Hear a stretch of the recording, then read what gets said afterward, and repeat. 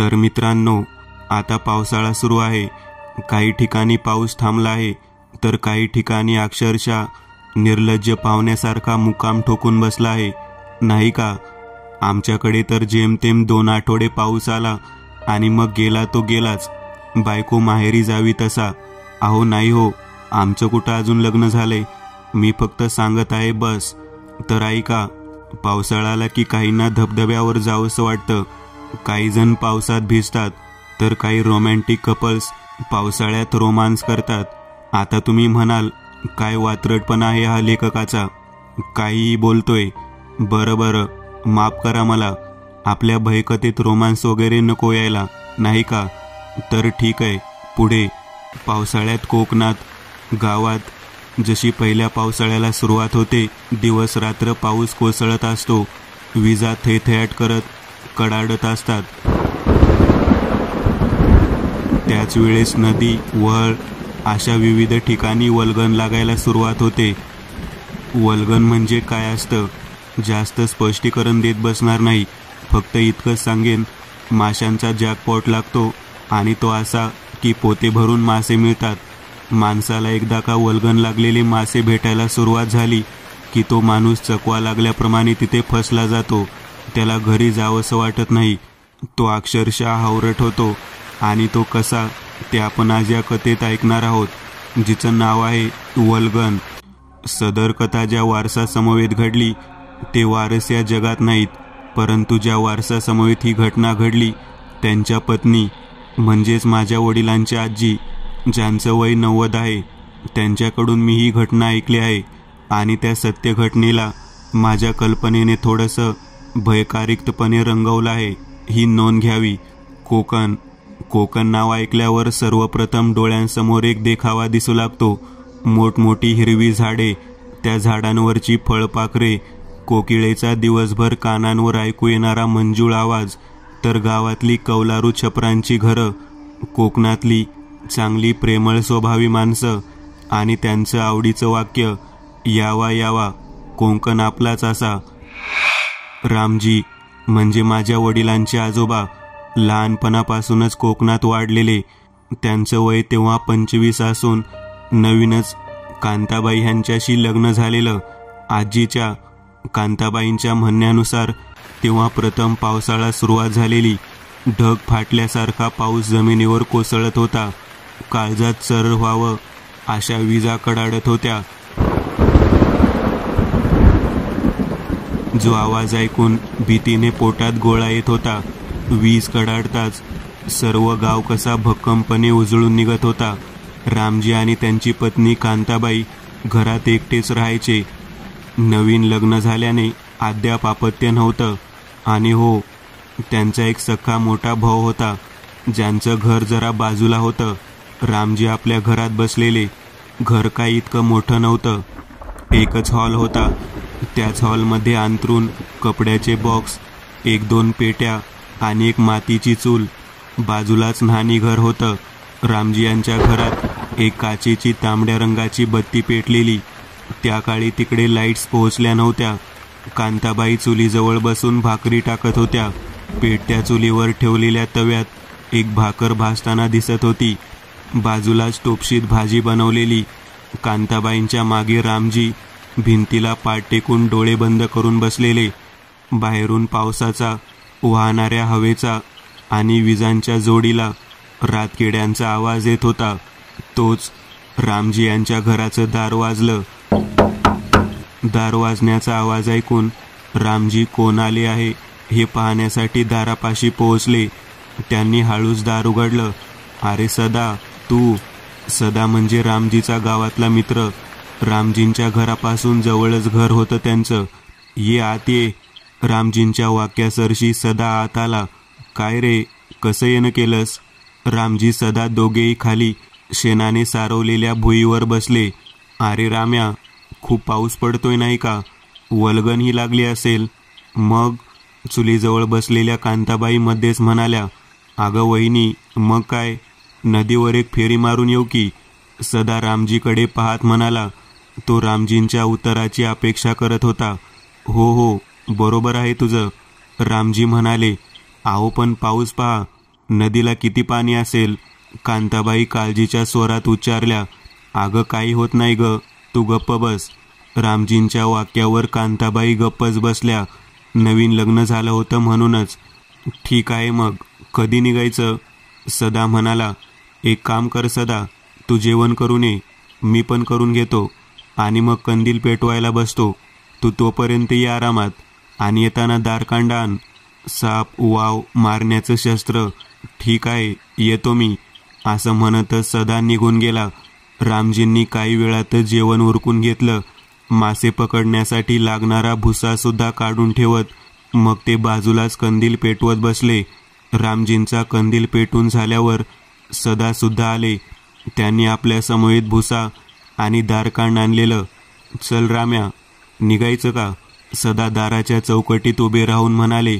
सदाच्या ह्या वाक्यावर रामजींनी त्यांच्या पत्नीला येतो असं म्हणतच दारातून बाहेर पाऊल टाकलं. ऐन आतापर्यंत पाऊस कोसळायचा थांबेल, जणू वादळापूर्वीची शांतता होती ही. असा त्या पावसाचा इशारा तर नव्हता ना. गावापासून नदी जेमतेम 20 मिनिटांवरच होती. पण मासेमारी करायचं असेल तर मात्र खूप दूर जावं लागायचं.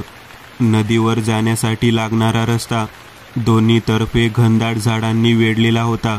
खालची वाट म्हणजे काही दगडाचा रस्ता नव्हता, तर दलदलीसारखा चिखल होता. पण ह्या वाटेची त्यांना पावसाळ्यात चालण्याची सवय होती, ज्या कारणाने चिखलाचं काही टेन्शन नव्हतं. नाहीतर चिखलात चालायचं म्हणजे आताच्या युगातल्या माणसांसाठी एक व्यायामाच असेल म्हणा. रातकिड्यांच्या किरकिरीसहित कंदिलाच्या तांबडसर उजेडात हे दोघेही त्या झाडांच्या वाटेतून पुढे पुढे जात होते. सदा, तुला माहिती आहे का? रामजींनी सदाकडे पाहिलं व म्हणाले. काय रे? अरे त्या नायकांच्या केशवची बायको मेली ना 2 दिवसा अगोदर नदीत बुडून. हा माहितीये, मी गेलो होतो ना मैताला, केशाने जाळली. सदा असं म्हणतच थांबले. त्यांनी आपले डोळे जरासे मोठे केले व म्हणाले. तुला सांगतो राम्या, गावातली माणसं म्हणत होती का ऐन दुपारी 12 वाजताच गेलती कपडे धुवायला. आता 12 वाजता नदीवर कोण असतो का? सदाच्या प्रश्नावर रामजींनी फक्त नकारार्थी मान हलवली. सदा पुढे सांगू लागला. 12 वाजता म्हणजे भूताखेतांची वेळ असते आणि बाई नेमकी त्याच वेळेस कपडे धुवायला गेली आणि धरली कोणत्या तरी खविसानी. सदा यांचे बोल रामजी अक्षरशः कानात तेल घालून ऐकत होते. सदाही अक्षरशः जीव तोडून सांगत होते. आजूबाजूला रातकिड्यांची किरकिर संतपणे वाजत होती. मध्येच आकाशात बिनआवाजांच्या चंदेरी रंगाची वीज कडाडत होती. तिचा भेसूर प्रकाश ह्या दोघांच्या चेहऱ्यावर पडत होता. तुला सांगतो राम्या, अशी तरुण कमनीय बांध्याची गोरीपान बाई होती, कोण पण फिदा होईल. पण ती मेल्यावर तिचं रूपवान शरीर हे असं रेड्यासारखं फुगलं होतं, पाणी अंगात जाऊन. चेहरा माशांनी अर्धा खाल्ला होता. सदांच्या या वाक्यासरशी आकाशात एक जोरदार वीज कडाडली. त्या विजेचा आवाज, तो प्रकाश पाहून रामजींनी भीतीने कावंढा गिळला. एका पाठोपाठ विजा कडाडल्या. थेंब थेंब पावसाला सुरुवात झाली. सदा रामजी दोघांनीही पावसापासून वाचण्यासाठी आपल्या समवेत पेनकोट आणलेलं, जे की आता अंगावर चढून ते पुढचं अंतर कापू लागले. अर्ध्या तासांनी शेवटी हे दोघे हवे त्या ठिकाणी पोहोचले. समोर एक वहल दिसत होतं, जे की गावच्या नदीला जाऊन मिळायचं. वहलाच्या आजूबाजूला कुठेही वस्ती नव्हती. दूर दूरपर्यंत झाडं दिसून येत होती आणि त्या झाडांना मिठी मारलेला अंधार चहूदिशेंना पसरलेला दिसत होता. त्या काळोख्या अंधारात पिवळे रात काजवे टिमटिम करत फेऱ्या घालत होते. पावसाचा जोर इतकाही नव्हता की ते काजवे उडू शकणार नाहीत.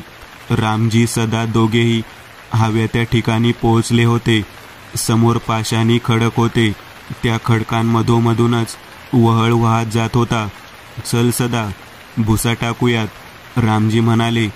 हातातला कंदील त्यांनी सदाच्या हातात दिला व भुसा घेऊन वहलात उतरले.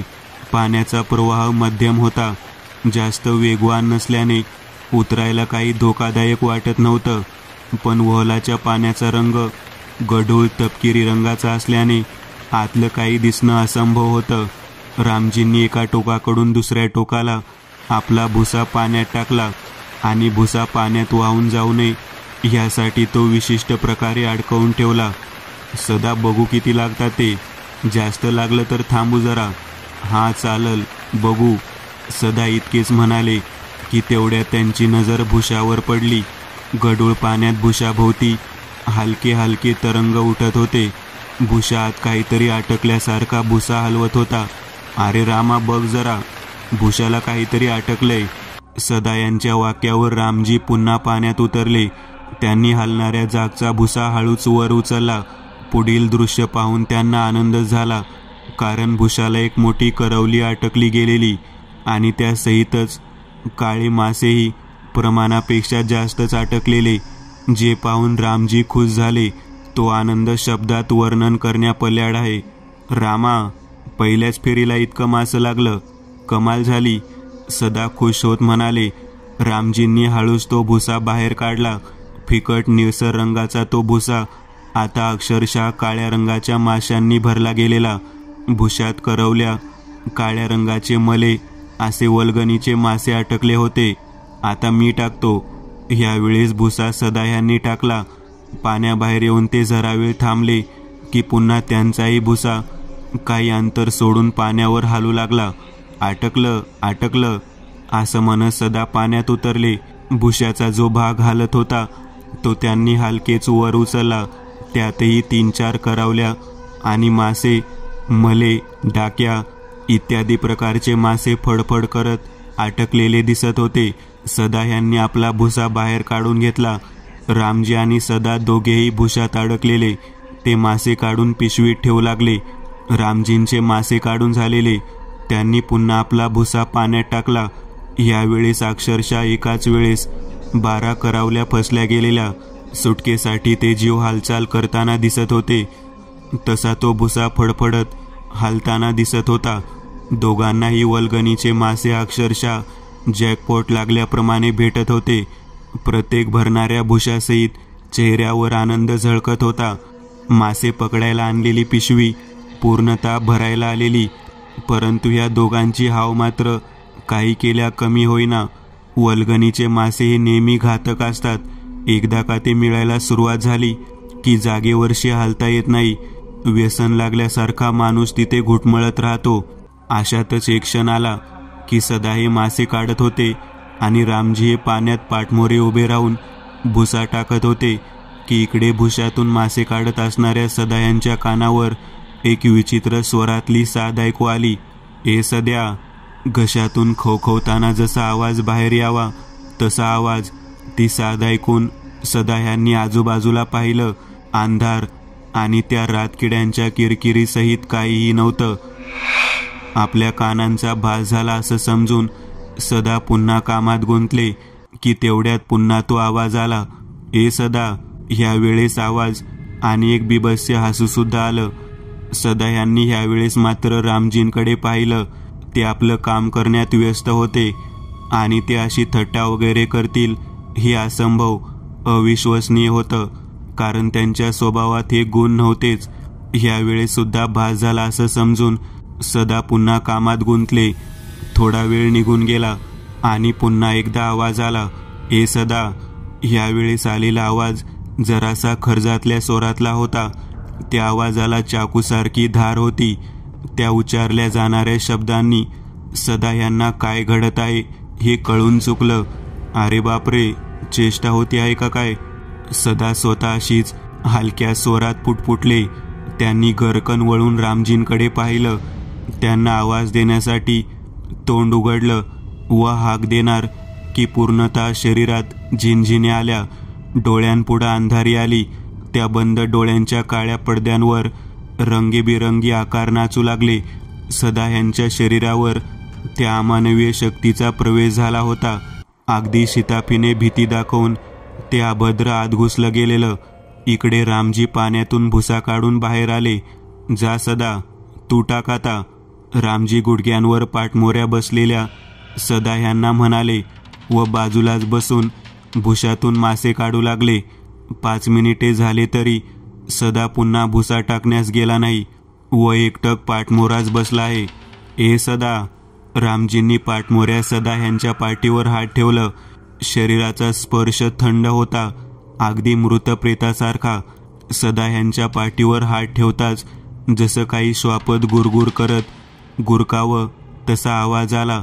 ए सदा, बरं वाटतंय ना तुला? तो विचित्र गुरगुरण्याचा आवाज ऐकून रामजी म्हणाले, परंतु उत्तर येण्याऐवजी घशातून घरघर बाहेर पडत होती की अचानक सदाच्या अंगात घुसलेल्या अघोरी शक्तीने गरकन मागे वळून पाहिलं.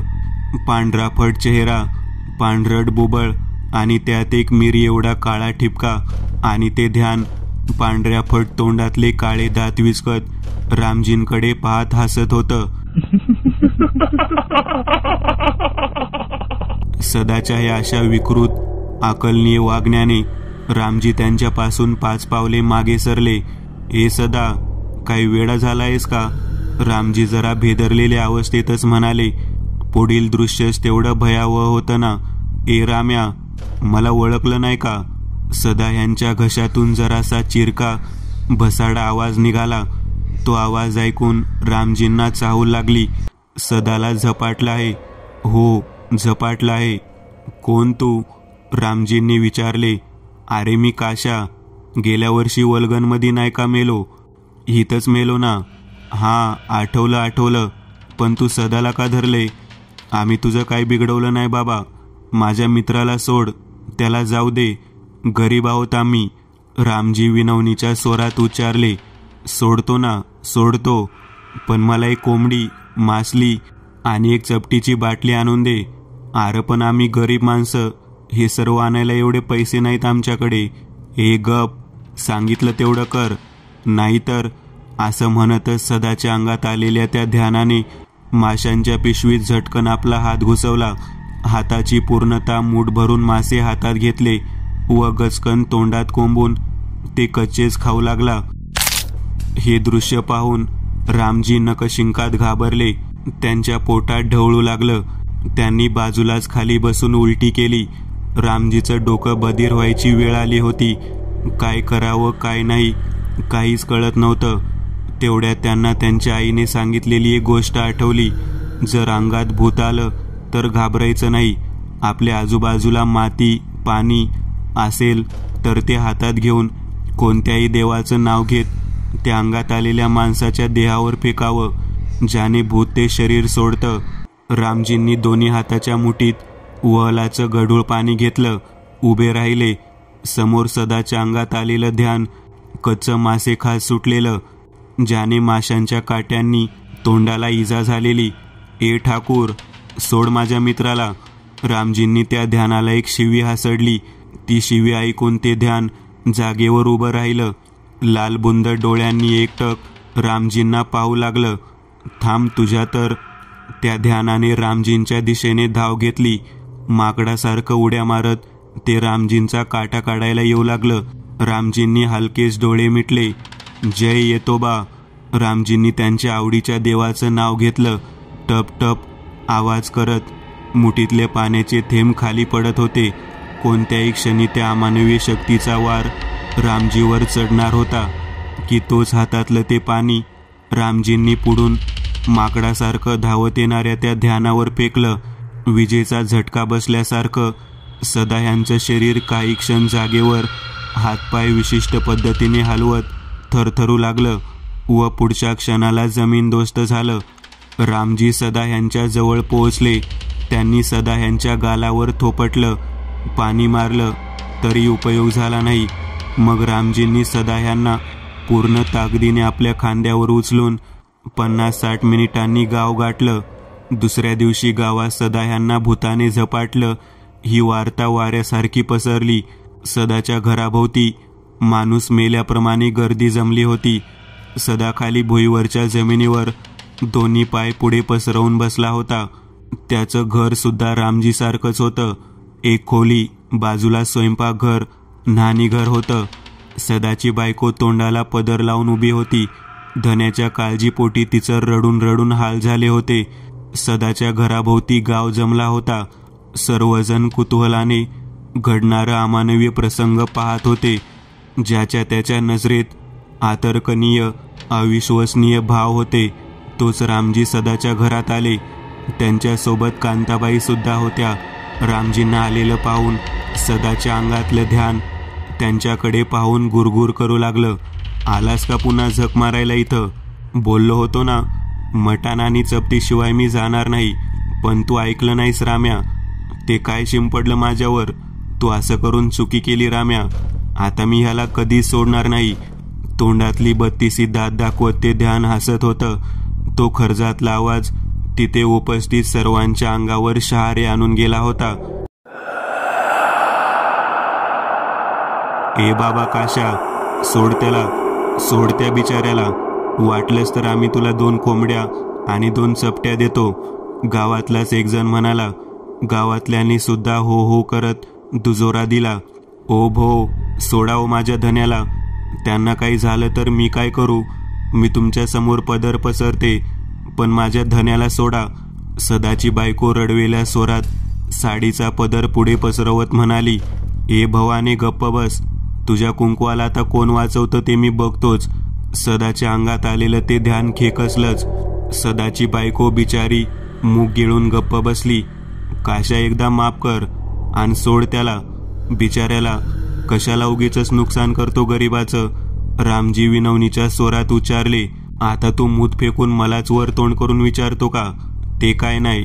मी ह्याला घेऊन जाईल आज रातच्याला. मला एकट्याला करमत नाही व्हलावर. कंटाळा येतो जाम. राम्या, गावातल्या कोणीतरी वयस्कर म्हाताऱ्या माणसाने रामजींना हाक दिली. जरा बाहेर चल.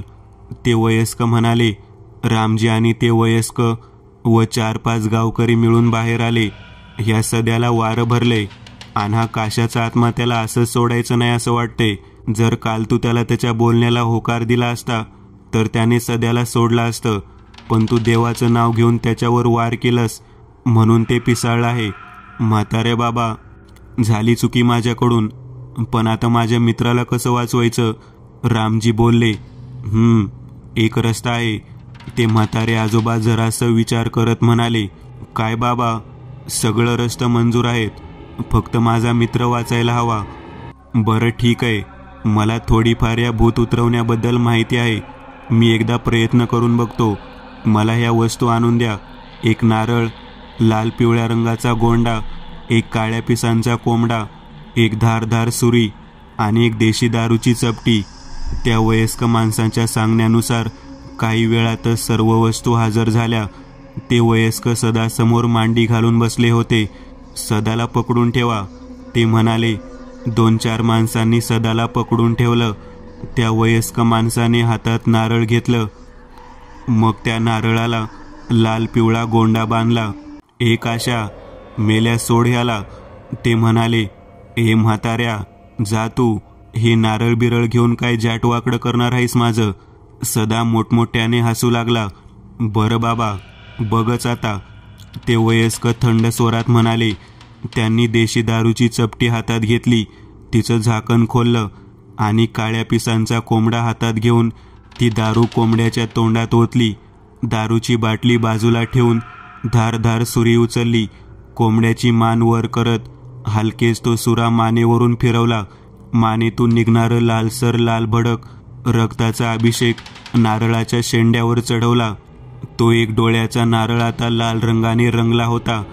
त्या वयस्कांनी तो नारळ हाती घेतला. काय करील म्हणत होतास ना? बघ आता तुला कायमचं बंदिस्त बनवून जमिनीत गाडतो. जय काली आई. हे काले, ह्या नराधमाने सृष्टीचा नियम तोडला आहे. एका गरीब बिचाऱ्याला नाहक त्रास दिला आहे. याचा अंत कर महिषासुरमर्दिनी. त्या वयस्कांनी हातातला नारळ सदाच्या कपाळावर ठेवला आणि जसा नारळ कपाळाला स्पर्शला सदाच्या अंगाला झटके बसू लागले. 4 माणसांना सुद्धा ते सांभाळत नव्हतं. एक विचित्र चित्कार सदाच्या तोंडून बाहेर पडला आणि त्याचं सर्व शरीर हलकं झालं. त्या वयस्कांनी तो नारळ सर्वांना दाखवला. त्या तपकिरी रंगाच्या नारळाचा रंग आता काळसर झाला होता आणि त्यातून पांढरा शार धूर वलय बाहेर निघत होतं. सदा आता बरा झाला आहे. देवाची कृपा, संकट टळलं आहे. रामा, हा नारळ आमुष्याच्या रात्रीला मसनात नेऊन 4 फूट खड्ड्यात गाड. त्या वयस्कांनी तो काळसर नारळ रामजींकडे सोपवला. त्या नारळाचा स्पर्श गरमागरम लागत होता. रात्री हा नारळ मसनात गाड आणि मागे न बघता घरी चालत ये आणि बाहेर आंघोळ करून मगच घरात जा. होय, रामजी एवढंच म्हणाले. त्यांनी सांगितल्यानुसार जसंच्या तसंच केलं आणि एका दुष्टचक्राचा अंत झाला. मित्रांनो, आज पुरतं एवढंच. तुम्हाला जर काही गोष्ट आवडली असेल तर नक्की लाईक करा. तुमच्यापैकी बरेचसे जण व्हिडिओ लाईक न करताच पळून जातात, पण हा जर व्हिडिओ तुम्ही लाईक केला तर मला जरा बरं वाटेल आणि असेच भारी भारी व्हिडिओ बनवायची माझ्यात एनर्जी येईल. त्यामुळे नक्की लाईक करा आणि अजूनही कोणी या चॅनलला सबस्क्राईब केलेलं नसाल तर लगेच सबस्क्राईब करून टाका आणि बाजूची घंटी ती मात्र दाबायला विसरू नका. देवाची घंटी आहे ती.